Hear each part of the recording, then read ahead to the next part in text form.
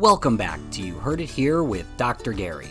I'm Gary, a clinical audiologist and a proud part of the ownership team here with Advanced Hearing Group in Scottsdale, Arizona. This is Earwax Removal Vlog number 55. In today's episode, we're going to take a look at a patient that's been seen quite often in our office. They're seen for wax removal about every 8 weeks. Yes, believe it or not, all that junk you're seeing in their ear has been produced in the last 8 weeks. Sometimes people produce more wax than others. Their ceruminous and sebaceous glands are clearly working overtime and causing quite a bit of wax buildup. That's one ear. Now let's take a quick look at the other. If you like these wax removal videos, take a moment to like and subscribe. It really helps out the YouTube algorithm and allows us to get our content in front of more people.